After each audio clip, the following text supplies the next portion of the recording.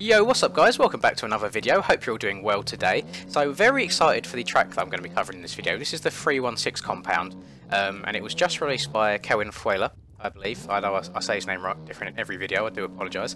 But I've been away for the last few days. Obviously it would have been business as usual for you guys. I pre-recorded a bunch of videos just so you had content on those days. But for me it's my first time playing bikes in about 4 or 5 days now.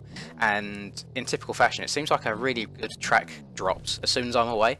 I skim through the Discords now and then anyway, just having a look to see what's up and what's going on in the community. And I have not seen one bad thing been said about this track so far. Everyone seems to love it, and going off of the preview pictures on the MX Bikes Mods website, I see that there's some nice rutted straights and corners like this right here, and I absolutely love this. This is probably my favourite sort of track, is where you've kind of got to pick your way around and be a bit more precise. You can't just have it fifth gear tapped everywhere. But this is going to be my second lap around here actually. You can see at the top left I got an 8-minute 52 first sector. I bet you wish it was that quick. I hopped on, done a quick half a lap or so with this Nationals track, and then hopped on this Supercross track very briefly, just to see what's what. I hate going into these tracks fully blind. I imagine it can be quite frustrating watching someone just go and crash their brains out over and over because they don't know how the track goes. But hopefully I can remember how most of the jumps are. Quite a few of them are blind, so it's difficult to gauge sometimes your speed to be able to hit the landing, but they do, for the most part, they do all seem to be some big old booters, so for you guys that like getting upside down and sideways and backwards, this will be pretty perfect for you. Oh, bring that back end back round. This one's smaller than it needs to be. There we go. That's the one jump on the track that I absolutely got completely wrong the first time round. I jumped it so far, and there we go, there it goes. And these ruts, they hold you so well. Like, you can go so fast in these ruts, and from what I've seen, the corners that have kind of like 3 or 4 ruts total, like multiple ruts on there. Oh, survive, thank you. They all seem to be viable options. There's no like one majorly dominant line, which I love to see. Oh, was this the one? No, it wasn't this one. Okay, I was a bit worried then. I feel like there's one massive booter that kind of goes up and round a corner, and I don't want to get it completely wrong. Oh, didn't hit that inside last time around, but that seemed really, really quick. I think I got a bit eager on the throttle coming out of there though, so I managed to, I drifted into the outside line, which is no bueno. Actually, there's some nice, quite creative bits here as well, where it kind of digs into the ground and it just makes the track feel more flowy overall. And I am starting to really, really love his tracks. He's got quite a few now actually. If you find one of his tracks on the MX Bikes Mods website, you can actually click on his name as the track author, and you can see all of the releases that he's done. And he's getting quite a portfolio going on now. Let me hop into first person for a lap. I feel like I'm gooning about in third here, where it's not my usual go-to. I apologise. Go up here. Does this have collisions? No, thank you. Let's spin her around. Let's try and hit this jump properly. There we go. I always feel so much better as soon as I hop into first, but as usual, just trying to please the masses. Oh, there we go. I don't know if people are doing it for satire now, but it depends. Whatever camera angle that I ride in, I always get told to do the opposite. So it's forever a losing battle. I'm trying my best. That felt there's something about jumping to that inside then that felt really nice. Oh, don't cross rut. There we go. Managed to survive that. So it's this little left downhill and then left again seems to be the ruttiest / most technical part of the track, and I kind of wish that he'd done this for more. Like there is multiple line choices in all the corners, but I like having these little braking bumps and these parts of the tracks that kind of you have to slow down on, you can't hit them pinned. But of course that is personal preference, and I know as well that this track was a commission, I'm guessing for the 316 team, so this would have all been to their liking, and they might be the sort of people that prefer the wide open tracks. So it's always to each of their own. You know, you can't hate on what other people enjoy. Please downside this. There we go. And the bike I'm on today, trying to do something different as always, is the TM450. Definitely haven't given this bike much love in the past. A long time viewers of the channel know I went through a stage riding the TM250, and I was really enjoying that. I don't think I've ever given the TM450 much love at all, to be honest. I don't notice a huge difference when it comes to the 450s. For the most part, the power seems very, very similar, because it's very hard to utilise the 450 power in the first place, just where they are all so quick and have so much power to use. A lot of it just comes down to handling, and I think there's different bikes that work well on different tracks, just depending on suspension and things like that. And I myself, I know nothing when it comes to suspension. Majority of these bikes I just end up running stock. Oh, There we go, got in there a little bit too hot.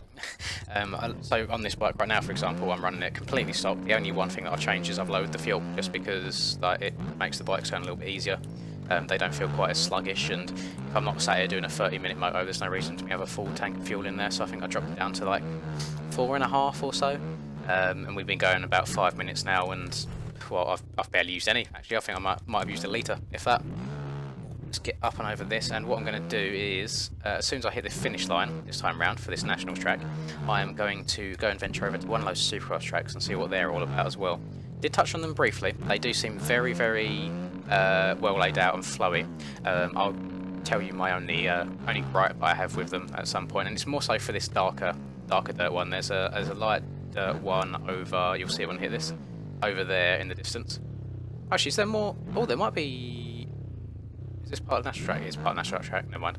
I'm being an idiot. Right, so it goes this way round, and there we go. Can I get off of that? No, I just wanted to hop on the track and have it nice and flowy. And there we go. Right, so these tracks, I actually really enjoy them. I think they're laid out really well. I feel like Supercross is probably quite a difficult thing to get right scaling-wise.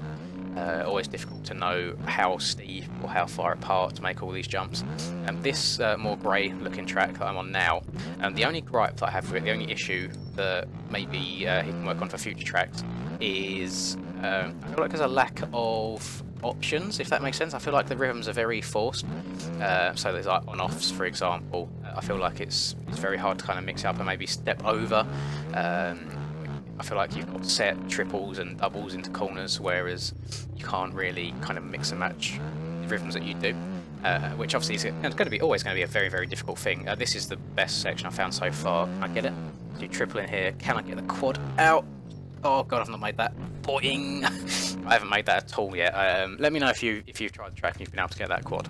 So I'm on a 450, and I don't think I even came close there. And I think I downsided the triple in pretty well. So maybe it might even just be a triple quad. So yeah, there's bits like this where you end up just being forced to go on and off and then tripling into corners. I think it's definitely not a bad thing. It definitely makes the track easy to learn when there's forced lines. You haven't got to think so much about what the fastest line around the track will necessarily be, which is quite a big thing when it comes to like the replica Supercross tracks and the championships that we do, is trying to work out the fastest way around. Here you are a little bit limited. So there, if I stepped over there, the takeoff of that single into this corner is just not ideal. So you are kind of limited to that one line. Let's go. I'm not doing this track any justice right now though. Jeez. Definitely done it better the first time round. The second track, oh, thank God I didn't have pictures either, just behind me there, the brown dirt one is my favourite of the two.